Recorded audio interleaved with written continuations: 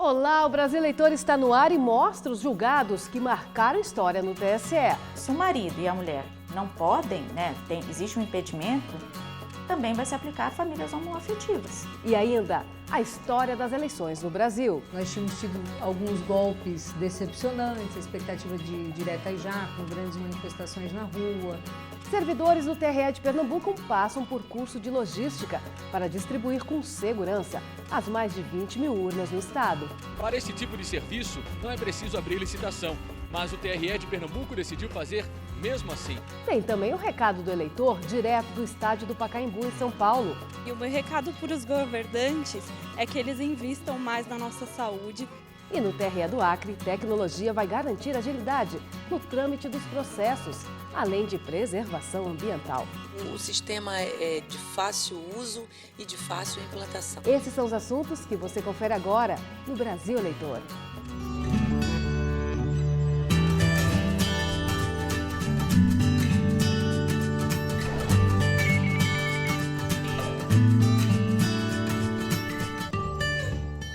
E a gente abre o programa de hoje falando da história das eleições no Brasil, que começou lá no período colonial, logo depois da chegada de Cabral por aqui. A democracia que conhecemos hoje só começou a dar os primeiros passos a partir da proclamação da República em 1889. Mas mesmo assim, ainda era muito excludente. Por exemplo, nós, mulheres, nem pensaríamos em votar. Os analfabetos, também não. Veja agora na reportagem outros fatos e curiosidades que marcaram a história das eleições no Brasil.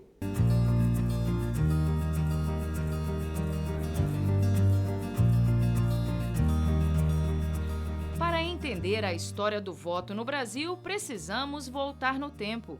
Tudo começa 32 anos depois do desembarque de Pedro Álvares Cabral em terras brasileiras. Em janeiro de 1532, os moradores de São Vicente, no litoral paulista, já escolheram o Conselho Municipal.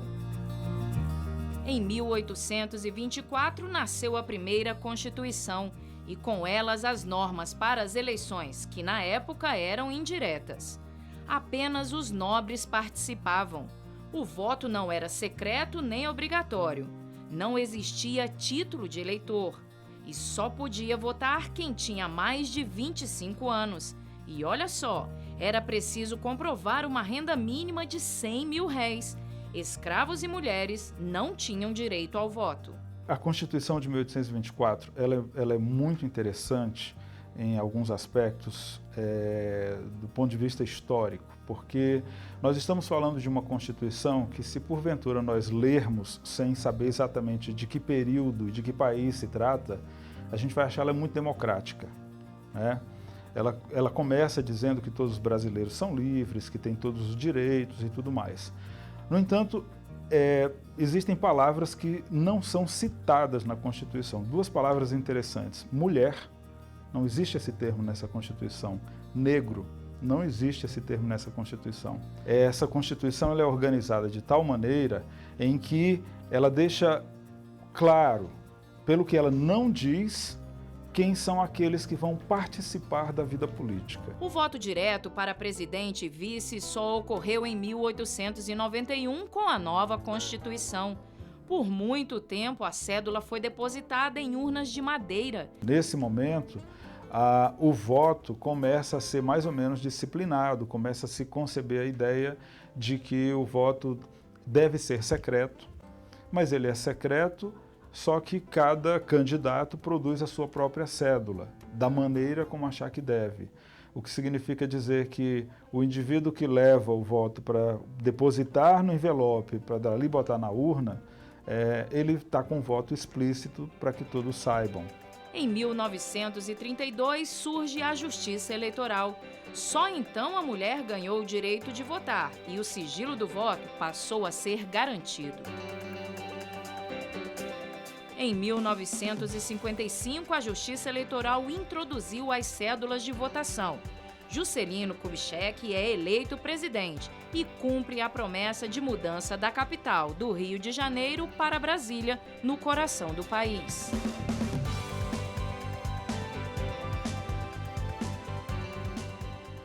Em 1964, o processo democrático foi interrompido pela ditadura militar e os brasileiros ficaram sem ir às urnas por mais de 20 anos. O movimento Direta Já renovou a esperança dos eleitores. A vitória na luta contra a ditadura e a redação da Constituição de 1988 anunciaram novos tempos. Hoje, 5 de outubro de 1988, no que tange à Constituição, a nação mudou.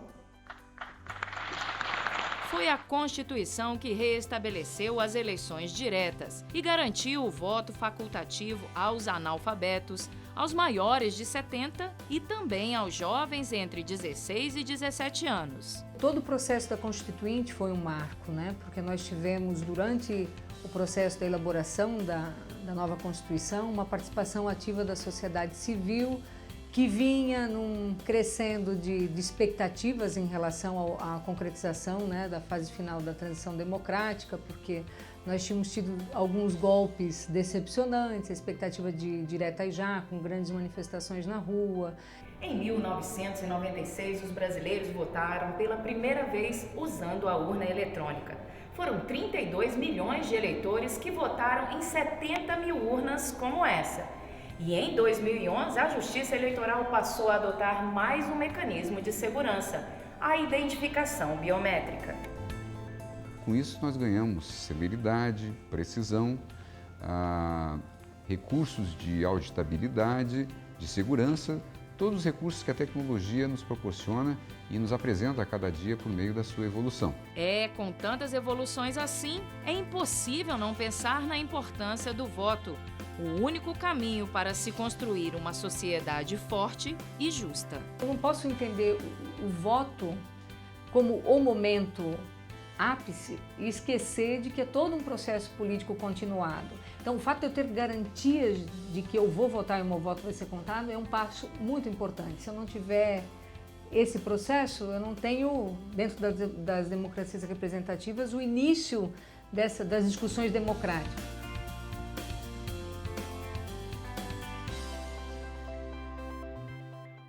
Falta um ano para as eleições municipais e passa rápido, não é? Quando a gente menos esperar, o dia da eleição chegou. Por isso, os TREs de todos os estados não param de trabalhar. Tudo tem que estar pronto para as eleições. Em Pernambuco, os servidores do tribunal participaram de um treinamento para lidar com a logística da distribuição das 21 mil urnas em todas as cidades pernambucanas. Ada trabalha há 31 anos no TRE. Ela viu de perto os avanços da justiça eleitoral aqui em Pernambuco. Um exemplo é o processo de distribuição das urnas antigas em comparação com as urnas eletrônicas. Era mais complicado porque antes das urnas eletrônicas mesmo, nós tínhamos que distribuir as urnas de lona. Iam buscar as urnas de lona lá no cartório para fazer toda a recepção para poder levar para o local de votação. Hoje não. Hoje, com a urna eletrônica, o TRE leva as urnas para o local de votação e lá os mesários chegam no local de votação para fazer o início da votação. Edivan é o chefe de gestão das urnas eletrônicas do TRE. Em outras palavras, ele é responsável pelo setor que cuida para que as mais de 21 mil urnas eletrônicas cheguem em segurança e dentro do tempo previsto às mais de 20 mil sessões eleitorais de todo o estado. Nós começamos com um ano ou até mais de antecedência esse processo, analisando as alternativas de mercado para fornecer para a gente um bom serviço de transporte. Uma vez que o TRE não possui veículos próprios para fazer essa entrega, é necessário se contratar uma empresa para fazer esse deslocamento por locais de votação. O TRE de Pernambuco organizou um treinamento com os servidores da seção de logística do tribunal. A equipe é a responsável por contratar as empresas que fazem o transporte e distribuição das urnas. Um consultor foi chamado para apresentar a realidade do mercado aos servidores. A ideia aqui é que a gente possa fazer uma abordagem, primeiro, do entendimento do que é o conceito de transporte, o que é, às vezes a gente tem uma ideia de que transporte é apenas levar de um ponto ao outro, então que tudo que está envolvido dentro da área de transporte, o cuidado com a mercadoria, a questão do prazo, a questão de entrega e os controles disso. que isso é que é importante, né? Como é que a gente pode gerenciar e fazer a gestão desse fluxo logístico de transporte para que você não tenha durante o dia ou durante a véspera do dia da eleição momentos de tensão e sem controle, né? E como controlar esse tipo de informação. E uma das mudanças vai começar pelo processo de seleção da empresa responsável pela distribuição das urnas. Para esse tipo de serviço, não é preciso abrir licitação, mas o TRE de Pernambuco decidiu fazer mesmo assim. O objetivo é que a concorrência traga novas ideias para facilitar o trabalho do tribunal. Para fazer essa contratação é preciso um estudo bem feito, levantamento das alternativas de mercado, para que a nossa contratação ela saia com o mais atualizada possível, para facilitar, inclusive, que as empresas que forneçam proposta, elas tenham um pleno entendimento do serviço que nós estamos precisando.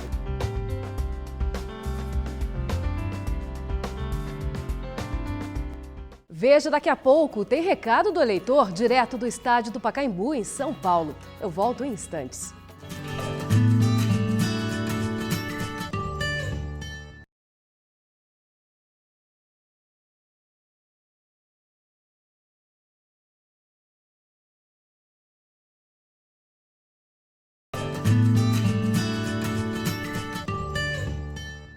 Há 75 anos era inaugurado o maior e mais moderno estádio da América Latina, o Pacaembu, em São Paulo. A bola da Copa do Mundo de 50 não rolou só no Maracanã, não. Também rolou no estádio do Pacaembu. O lugar é cheio de história e quando não tem jogo, o local está aberto para visitação. Por isso, o Brasil Eleitor resolveu dar uma passadinha por lá. É do Pacaembu que vem o recado do eleitor. Confira.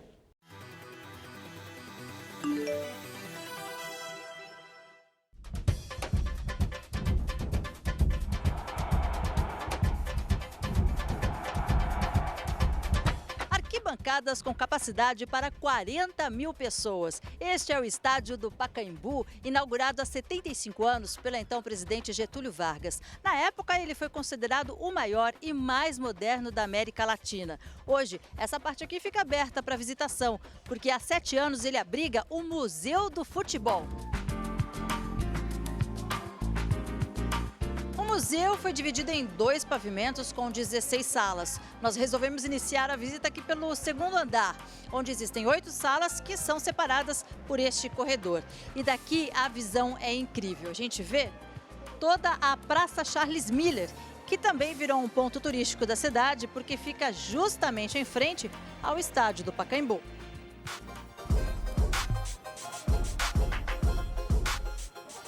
(70, 74, 94. Estes números te lembram alguma coisa? Sim, estamos na Sala das Copas, uma das preferidas dos visitantes. O interessante é que aqui, cada totem desse traz, além da história do Mundial, também toda a contextualização da década em que os jogos ocorreram. Por exemplo, 1994, o Brasil foi tetracampeão.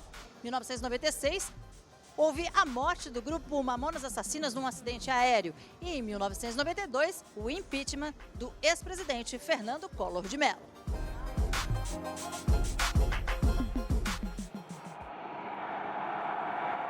Essa sala não é para ver nada, e sim para sentir a emoção dos torcedores.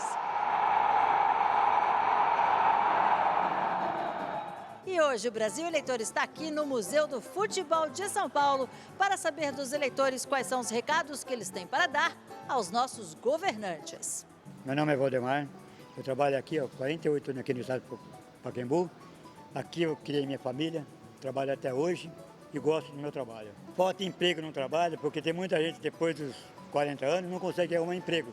Porque eles dão preferência aos mais novos e os experientes estão perdendo a posição, estão perdendo cargos. Então, acho que não está certo isso daí.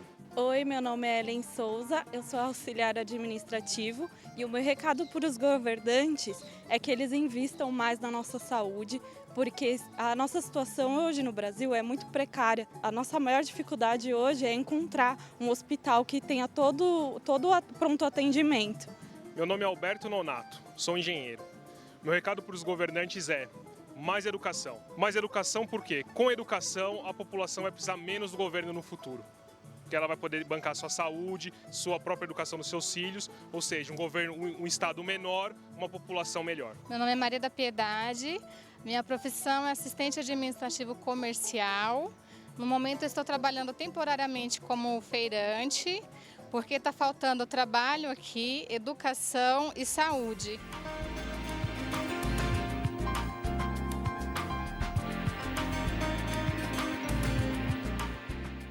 Você sabe dizer qual é a diferença entre eleição majoritária e eleição proporcional? E por que alguns candidatos que recebem bem menos votos que outros conseguem ser eleitos, deixando para trás candidatos muito bem votados? A resposta você confere agora.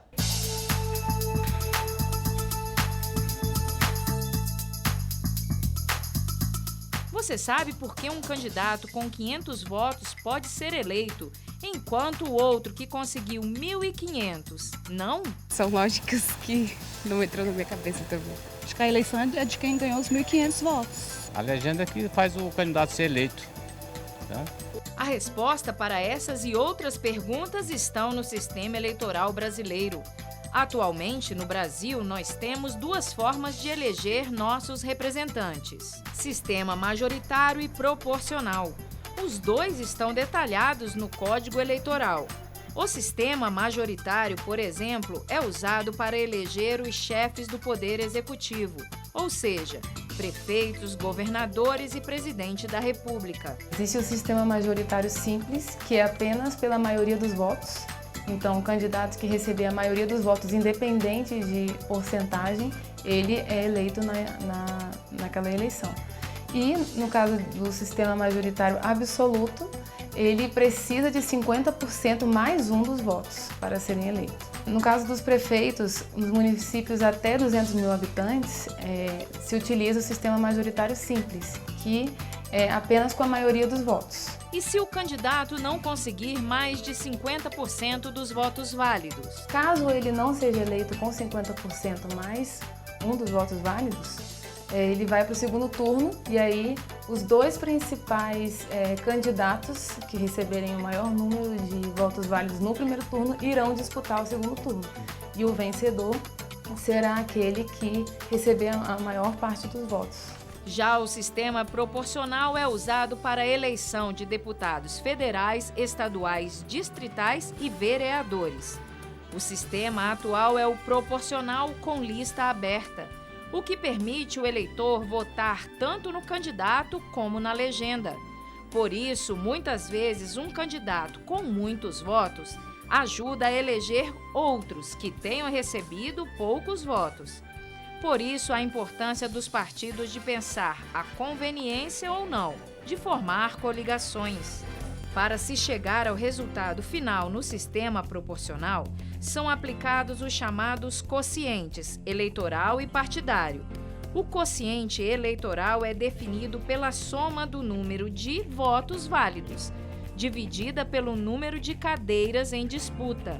Apenas partidos isolados e coligações que atingem o quociente eleitoral têm direito a alguma vaga.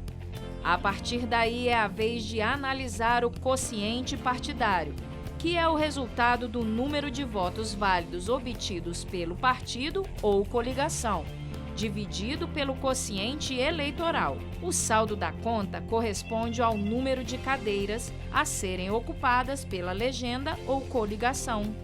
Agora que você já sabe como funciona o sistema eleitoral brasileiro, seja qual for o tipo de eleição, o importante é votar consciente da escolha que está fazendo.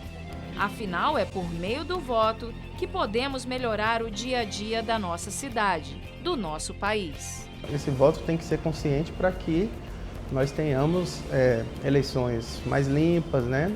E principalmente que os nossos representantes sejam escolhidos e acompanhados, né, no cumprimento de seus mandatos de forma criteriosa, para ter um pouco mais de certeza e convicção de que aquele voto realmente vai produzir resultados bons para o país.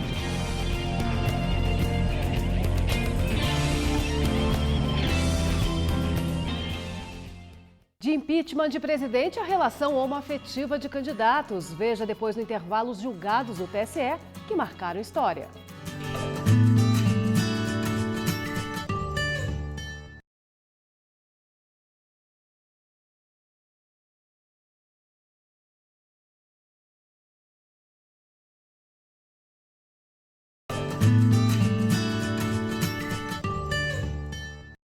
TRE do Acre adotou o Sistema Eletrônico de Informação, uma plataforma virtual que permite a eliminação do uso de papel no trâmite dos processos.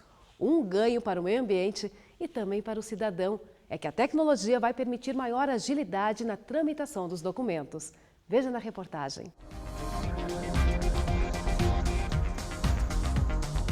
São pilhas de processos administrativos. Trabalhar no meio de toda essa papelada não é nada fácil. Reniele está aqui no TRE há 15 anos e conhece bem a responsabilidade de manusear esses documentos. O custo é maior, envolve mais pessoas, mais etapas. Você tem que redigir o documento num sistema, colher uma assinatura, juntar um processo, carimbar, lançar no outro sistema e encaminhar para outra unidade. E para evitar que erros aconteçam com esses processos, ou até mesmo que alguns desses documentos sejam perdidos, o TRE aqui do Acre acaba de implantar uma nova metodologia de trabalho. Funciona assim: pilhas e pastilhas de papéis passam a não existir mais e entra em cena a tecnologia. O sistema é de fácil uso e de fácil implantação. Ele nos dá tanto a segurança de que os dados estarão guardados de forma digital e também nos permite uma facilidade que é compartilhar documentos sem o documento sair da sua mesa. No Acre, o Tribunal Regional Eleitoral é o primeiro órgão do Estado a utilizar o Sistema Eletrônico de Informações, o Sistema SEI. É tudo bem seguro. A assinatura digital garante a autenticidade do documento. Outra vantagem é a agilidade. Um processo que, por exemplo, demorava em média 20 dias para ser finalizado, agora, com a ajuda do sistema, pode ser decidido em até 5 dias. O resultado é uma celeridade processual administrativa, uma economia, né, em todos os sentidos, economia de tempo, economia de gastos, né, economia até de servidores, porque um mesmo processo ele pode estar em vários setores ao mesmo tempo. Esse processo ele é disponível não só internamente, mas a gente pode acessar ele em casa. Então, às vezes, eu esqueci ou eu quero trabalhar mais, então eu posso fazer isso. Mas as vantagens ultrapassam as paredes do TRE. Com menos papel, menor o impacto no meio ambiente. Para esse geógrafo, a iniciativa do Tribunal Regional Eleitoral do Acre vai refletir de forma direta no meio ambiente e pode e deve ser copiada por muitos outros órgãos e instituições. Imagine que cada processo tenha 100 folhas de papel. Isso é uma árvore que deixa de derrubar por dia. Isso traz para o mundo qualidade de vida. E eu acho que é isso que as instituições devem buscar para levar para a sociedade como exemplo de que eles também pensam o bem para o planeta.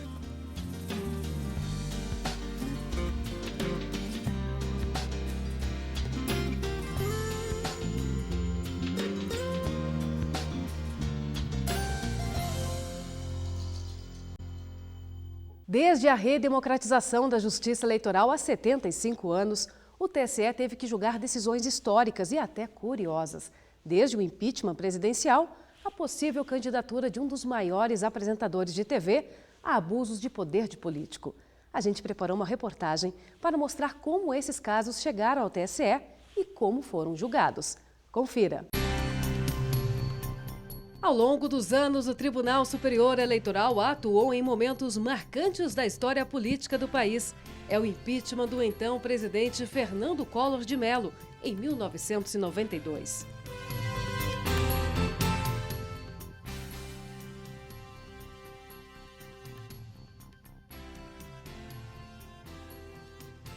Você deve estar se perguntando qual a participação da Justiça Eleitoral nesse processo.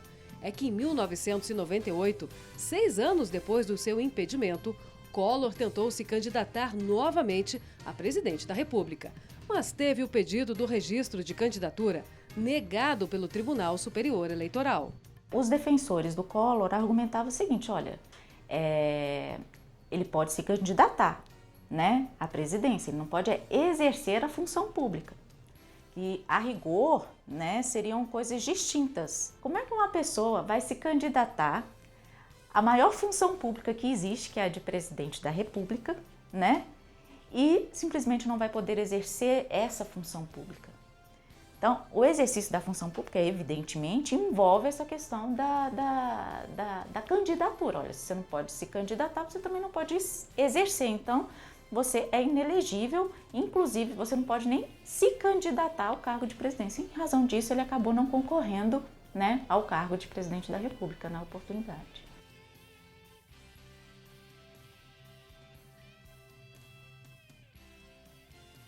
E esse é apenas um dos muitos julgamentos históricos da Corte Eleitoral. Para você ter uma ideia, vamos lembrar alguns desses acontecimentos nos últimos 70 anos. Com a volta da democracia e reinstalação da Justiça Eleitoral em 1945, o Tribunal Superior Eleitoral marcou a realização das eleições. Uma representação da OAB e uma consulta feita por um partido questionou os poderes dos futuros eleitos. E o TSE teve que se manifestar.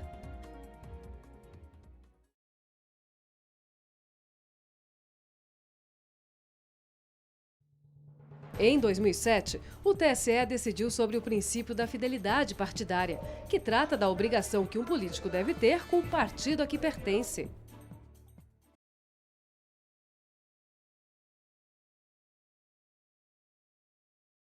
Outro fato que marcou esse período em 1989 foi o questionamento da candidatura do apresentador Silvio Santos. Agora o povo está contente, já temos em quem votar. Teve um partido que decidiu, vamos chamar o Silvio Santos, que é uma figura pública, né? Notória, muito carismática, né? Então, eles chamaram o Silvio Santos para concorrer, mas concorrer quase faltando um mês para as eleições, né? Só que o TSE, ao analisar o pedido de registro deste partido, ele percebeu que, o pedido de registro definitivo deste partido, ele percebeu que esse partido não atenderia os requisitos legais. E por essa razão, o partido acabou sendo considerado assim, não existe, né? E como o registro não foi aprovado, e é requisito para você se candidatar à presidência da República estar filiado a um partido, essa questão por si só impediria o Silvio Santos se candidatar à presidência da República. Em 1992, além do impeachment de Collor, teve a acusação de abuso de poder do senador Humberto Lucena. Ele utilizou a Xerox do Senado para imprimir, né, para produzir material de propaganda eleitoral.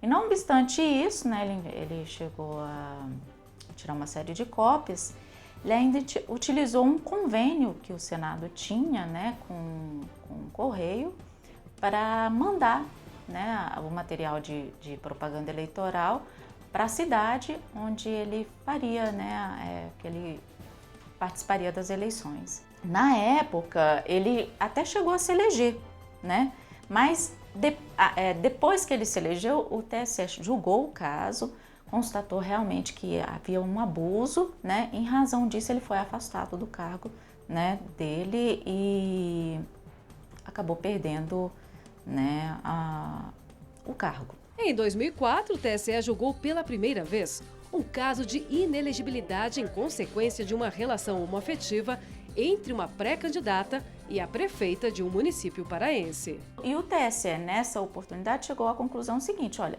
é família, né?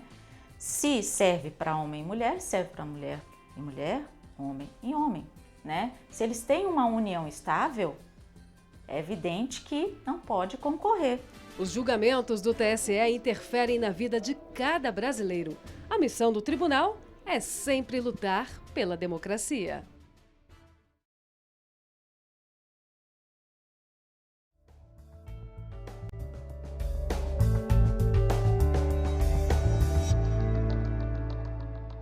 E o Brasil Eleitor acabou, mas eu volto na semana que vem com mais informações e histórias da Justiça Eleitoral. Para quem perdeu uma parte do programa de hoje ou quer rever todo o conteúdo, a dica é entrar no YouTube e procurar o canal da Justiça Eleitoral. Lá você vai encontrar uma lista com todos os programas que já foram ao ar. Está tudo separado por data.